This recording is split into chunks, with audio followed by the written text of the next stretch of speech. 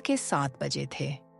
गांव के उस पुराने पर हवा युक्त घर में हल्की हल्की धूप खिड़की से झांक रही थी। घर के आंगन में तुलसी के पास दीप जल रहा था। पंडित जी की आवाज रेडियो से गूंज रही थी। भक्ति में शक्ति है, प्रेम में परमात्मा है। रामनिवास जी ने अपनी पुरानी लकड़ी की कुर्सी पर बैठते हुए अखबार खोला। वो घर के मुखिया थे। उम्र लगभग 65 साल, सफेद मूछें, पर चेहरे पर अभी भी एक गरिमा झलकती थी। घर में उनके 2 बेटे थे, राजेश और सुरेश, और दोनों की पत्नियां, सीमा बड़ी बहू और नीतू छोटी बहू। राजेश शहर में नौकरी करता था, पर छुट्टी के दिनों में घर आता रहता था। सुरेश खेती बाड़ी देखता था। यानी कमला देवी पूरे घर की आत्मा थी, शांत, धैर्यशील और ममता से भरी। घर में सब उनसे सलाह लेते और वो हर काम को प्रेम से जोड़ देती। सीमा रसोई में व्यस्त थी। चाय उबल रही थी, पर उसकी नजर दरवाजे पर थी। नीतू, जरा दही तो दे दे, पर ठंडी वाली। हाँ भाभी, बस लाई। दोनों बहुएं एक दूसरे की मदद करती थीं। एक रोटी सेंकती, दूसरी परोसती। कभी कभी हंसी मजाक भी चलता। अरे बेटा, दोनों मिलकर इतना अच्छा काम करती हो, मन खुश हो जाता है। पहले तो सोचती थी कि 2 बहुएं आईं तो कहीं झगड़ा न हो जाए, पर तुम दोनों ने घर को मंदिर बना दिया। माँ जी, हम सब एक परिवार हैं। आप और बाबूजी का साया है तो सब ठीक है। हाँ भाई, आजकल के जमाने में अगर बहुएं इतनी समझदार हैं, तो घर को किसी की नजर नहीं लग सकती। राजेश और सुरेश में उम्र का अंतर केवल 3 साल का था। बचपन में भी दोनों साथ खेलते, साथ पढ़ते। अब भी दोनों का प्यार वैसा ही था। एक दिन खेत में काम करते हुए सुरेश बोला, भैया, ये जो नई मशीन लेने की सोच रहे हैं, उसमें आधा खर्च मैं डाल दूं। नहीं रे, तू अपना हिस्सा बचा कर रख, बच्चों की पढ़ाई में काम आएगा। इतने में कमला देवी वहां आ गईं। उन्होंने कहा, देखो बेटा, तुम दोनों में प्यार बना रहे, यही हमारे लिए सबसे बड़ी दौलत है। पैसे तो आते जाते रहेंगे। माँ, आपकी सीख ही हमारी पूंजी है।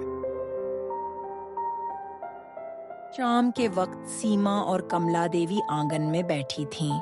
हवा में खस की खुशबू थी। सीमा, तू आजकल बहुत काम करती है, थोड़ा आराम भी कर लिया कर। माँ जी, जब आप जैसी सास हो तो थकान भी पूजा लगती है।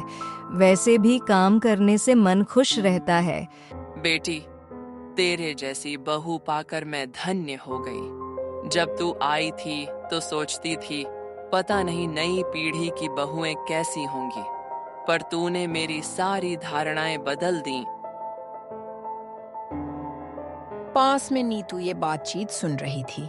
उसने आकर कहा, माँ जी, अब आप मेरी भी तारीफ कर दीजिए, वरना भाभी की तारीफ सुनकर मुझे जलन होने लगेगी।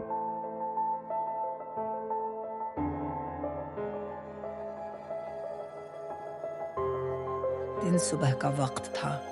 कमला देवी ने नीतू से कहा, बेटा, आज मंदिर जाना है, जरा पूजा का थाल तैयार कर दे। नीतू उस समय बच्चों को तैयार कर रही थी। बोली, माँ जी, अभी 5 मिनट दीजिए, करती हूँ। उसी वक्त सीमा आ गई और बोली, माँ जी, मैं कर देती हूँ, नीतू बच्चों में लगी है। कमला देवी ने ठीक है कह दिया, लेकिन नीतू को लगा जैसे मांझी ने उसकी बात को नजरअंदाज कर दिया हो। उसके मन में हल्की सी खटास आ गई। शाम को वो थोड़ी चुप-चुप थी। सीमा ने महसूस किया, क्या बात है नीतू, आज तेरी हंसी कहाँ गई? नीतू बोली, कुछ नहीं भाभी, बस यूं ही। सीमा समझ गई कि कुछ बात है। उसने माँ जी से कहा, माँ जी, नीतू कुछ उदास है। कमला देवी ने तुरंत जाकर नीतू का हाथ पकड़ा। क्या हुआ बेटी? मैंने कुछ गलत कहा क्या? नीतू रो पड़ी। नहीं माँ जी, बस लगा कि आपने मेरी बात सुनी नहीं। अरे पगली, मैंने सोचा तू व्यस्त है इसलिए कहा सीमा कर दे।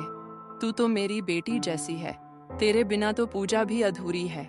नीतू मुस्कुरा दी, आंखों में नमी थी। माँ जी, गलती मेरी थी, मैंने सोचे बिना मन बना लिया। सीमा ने हंसकर कहा, चलो अब सब ठीक, अब मिठाई लाऊं क्या? हंसी फिर से लौट आई घर में। कुछ दिन बाद दीपावली आई। घर में रंगोली, दिए और खुशबू का माहौल था। सीमा और नीतू ने मिलकर पूरे घर को सजाया। रामनिवास जी दरवाजे पर झालर टांग रहे थे और कमला देवी पूजा की थाली सजा रही थीं। पिताजी, ये वाला दिया बड़ा सुंदर है, माँ के कमरे में रख देते हैं। कमला देवी बोली, अरे अपने कमरे में रख ले बेटा, मुझे तो बस ये देखना है कि घर में उजाला रहे। माँ, उजाला तो आप ही से है। सब हंस पड़े। रात को जब दिए जल उठे, घर मानो स्वर्ग बन गया। बेटियाओं, आज घर को तुम दोनों ने सजा दिया। अब मेरी आत्मा को तृप्ति मिली। माँ जी, घर को रोशन तो आपने किया, हम तो बस दिए जलाते हैं। अगले दिन रामनिवास जी ने दोनों बेटों को बुलाया। बेटा, मैं अब बूढ़ा हो चला हूँ। मैं चाहता हूँ कि खेत और दुकान का बंटवारा कर दूं, ताकि आगे कोई झगड़ा न हो। पिताजी, हमें बंटवारा नहीं चाहिए। ये सब आपका है। जब तक आप हैं, सब कुछ आपका है। हम तो बस आपके आदेश पर चलेंगे। हमारा सब कुछ साझा है पिताजी, अलग होने का कोई सवाल नहीं। रामनिवास जी की आंखें भर आईं। मुझे गर्व है कि मैंने ऐसे बेटे और बहुएं पाई हैं। कमला देवी ने कहा, इसी प्यार को बनाए रखना, यही सबसे बड़ा धन है। साल बीतते गए। राजेश के बच्चे बड़े हो गए, नीतू के भी स्कूल जाने लगे। घर में हर दिन हंसी गूंजती थी। कभी सास बहू मिलकर कहानी सुनती, कभी परिवार साथ बैठकर पुरानी बातें करता। दिन कमला देवी ने सबको बुलाया। बेटा, जब मैं चली जाऊं तो इस घर में प्रेम की लौ कभी बुझने मत देना। माँ, आपका आशीर्वाद रहेगा तो ये घर हमेशा उजाला रहेगा। नीतू ने आंसू पोंछे। माँ जी, आप कहीं नहीं जाएंगी, आप तो हमारे दिल में हैं। हाँ बेटी, जब तक तुम सब मिलकर रहोगे मैं यहीं रहूंगी, इस घर के हर कोने में। समय के साथ सबकी जिंदगियां आगे बढ़ीं, पर उस घर का संस्कार, अपनापन और प्यार कभी नहीं बदला। आंगन में हर सुबह तुलसी का दीप जलता रहा, जैसे कमला देवी का साया अब भी वहां मौजूद हो।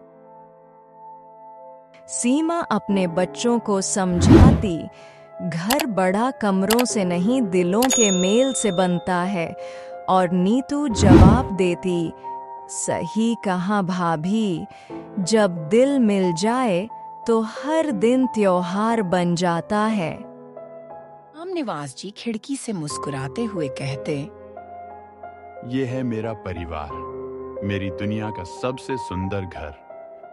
कभी कभी परिवार की असली खूबसूरती रिश्तों के मेल, संवाद और छोटे छोटे त्याग में छिपी होती है। जहाँ समझदारी, सम्मान और ममता हो, वहाँ घर नहीं, स्वर्ग बसता है।